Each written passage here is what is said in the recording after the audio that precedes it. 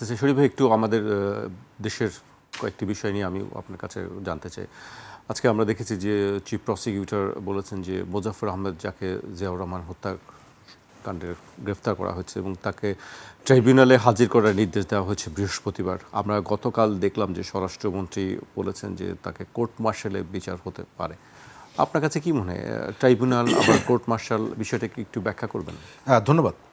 প্রথমত আমি এটি অবজার্ভ করছি কয়েকদিন ধরে, এই সম্পর্কে তথ্য যেগুলো আসছে তার মধ্যে কিছু বিভ্রান্তিকর তথ্য আছে, আবার তথ্যের ঘাটতিও আছে। নগদ নিয়ে এলো হার না মানা হার অফার। সর্বনিম্ন 10,000 টাকা রেমিটেন্স নগদে পাঠালে থাকছে স্বর্ণের হার জেতার সুযোগ। আপনি তাকে মানবতা বিরোধী অপরাধে বিচার করবেন কিভাবে? যে হত্যাকাণ্ডটি ঘটেছিল 82 সালের 30শে মে, তার সাথে আপনি এই মানবতা বিরোধী 81 সালের 30শে মে, 82 সালে এরশাদ ক্ষমতা নিল এই সুযোগকে কেন্দ্র করে। আপনি এর সাথে মানবাধিকার আইন এর সাথে মেলাবেন কিভাবে?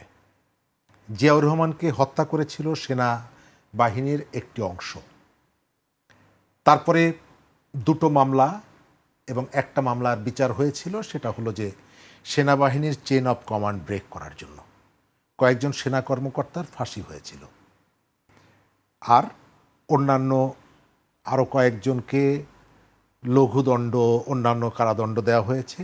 সবাই ধরা পড়েনি, কেউ কেউ পালিয়েছিল, তার মধ্যে মোজাফফর একজন। আপনি সেটাকে এখন ট্রান্সফার করে চাইলেই তো এই আন্তর্জাতিক অপরাধ ট্রাইব্যুনালে আনতে পারবেন না, কারণ তারা অপরাধটা করেছে এবং তার বিচারটা হয়েছে সামরিক আদালতে, সামরিক আইনে। সুতরাং সেটিকে আপনি কিভাবে এই ধরনের একটা জায়গায় এটি কিভাবে চিফ প্রসিকিউটর বলেন, আমি এটা জানি না। এক, দ্বিতীয়ত প্রশ্ন হয়তো এখন কেউ ভয়ে তোলে না, কারণ আগে যেমন সব আওয়ামী লীগ হয়ে গিয়েছিল, শেখ হাসিনা ইয়েস ইয়েস, এখন সব বিএনপি হয়ে গেছে। জি, কেউ প্রশ্ন তোলে না যে আপনি যে এত কথাগুলো বলছেন যে জিয়াউর রহমান আমাদের দেশের একজন সাবেক প্রেসিডেন্ট, তার আরও অনেকগুলো ডেজিগনেশন ছিল, আমরা সবাই জানি, অনেকগুলো দায়িত্ব ছিল, তার হত্যার বিচারটা হলো না কেন? জিয়াউর রহমানের হত্যাকাণ্ডের পরে ক্ষমতায় তো বিএনপি বসলো, অন্য কোনো দল তো বসেনি। 75 সালে 15ই আগস্টের পরে আওয়ামী লীগের প্রতিপক্ষ ক্ষমতায় বসেছে, কিন্তু জিয়াউর রহমানের হত্যাকাণ্ডের পরে এখানে তো তার রাজনৈতিক প্রতিপক্ষ ক্ষমতায় বসেনি, বিএনপি বসেছে। তাহলে কেন জিয়াউর রহমান হত্যার বিচার হলো না? যে দুটো মামলা হয়েছিল, বললাম যে একটা হলো ওই যে সামরিক ট্রাইব্যুনালে বিচার হয়েছে, আর একটা জিয়াউর রহমান হত্যাকাণ্ড নিয়ে মামলা হয়েছিল, এবং বিএনপি যখন শেষ টার্মের ক্ষমতায় 2001-এ আসার পর পুলিশ তার ফাইনাল রিপোর্ট দিয়েছিল। ফাইনাল রিপোর্ট মানে কি? যেটাকে আর টেনে নেওয়া যাবে না, এটাকে আর অগ্রসর করা যাচ্ছে না, এখানেই ক্লোজ করো, শেষ করে দাও। সেই মামলা ফাইনাল রিপোর্ট নিয়ে তো কেউ আপত্তি করেনি। আলতাফ হোসেন চৌধুরী তখন স্বরাষ্ট্রমন্ত্রী, বিএনপির পক্ষ থেকে কোনো আপত্তি আসেনি।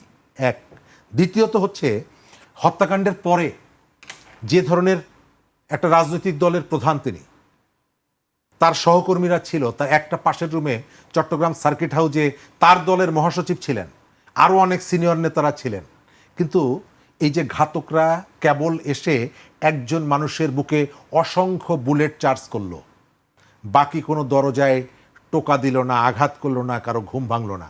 রাজনৈতিক দল হিসাবে যে কোনো দল, পৃথিবীর যে কোনো রাজনৈতিক দল এর অনুসন্ধান করার চেষ্টা করত, এখানে কোনো অনুসন্ধান হয়নি। জিয়াউর রহমানের যে দল, তারা এর অনুসন্ধানটা করতে যায়নি, বরং যারা সেখানে উপস্থিত ছিলেন এবং এই ঘটনাগুলো যারা প্রত্যক্ষ করেছেন তাদের কাছে জানতে চেয়েছে কিনা আমরা জানি না, কিন্তু তারা বাংলাদেশের সর্বোচ্চ প্রেসিডেন্ট পর্যন্ত হয়েছে। বদরুদ্দোজা চৌধুরী সাহেব প্রেসিডেন্ট হয়েছিল না? আমি রিয়েল উদার রাজনৈতিক দল বলতে বিএনপিকে আসলে উদার রাজনৈতিক দল বলি। এই ঘটনা অন্য কোনো রাজনৈতিক দলের ক্ষেত্রে যদি ঘটতো, তিনি শুধুমাত্র দেশের প্রেসিডেন্ট না, তিনি দলটির প্রধান ছিলেন, আপনি অনুসন্ধান করবেন না যে এই ঘটনার সাথে আমার কার কার সংযোগটা আছে? আজকে আমরা বলছি যে খুনিরা ভারতে আশ্রয় নিয়েছিল, তো এই অনুসন্ধানগুলো তো হয়নি।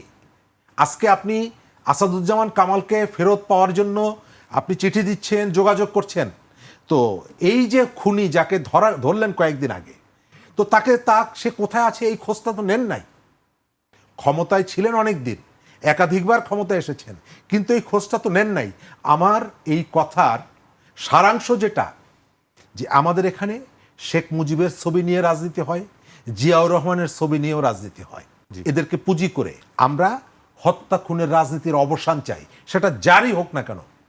বাংলাদেশের একজন সাবেক প্রেসিডেন্ট, তারকে একদল বিপদগামী, সেটা যেই হোক না কেন, হত্যা করবে, তার কোনো বিচার হবে না, এটা কোনোভাবে কাঙ্ক্ষিত না। এবং এই তথ্যগুলোকে এখন একটা দীর্ঘ বিরতির কারণে একরকমের নানা রকমের রং টং লাগিয়ে একটা শ্রেণী এটিকে বাজারে নিয়ে এসে এক ধরনের বিভ্রান্তিও তৈরি করছে। তাদের উচিত সত্যটা জানা।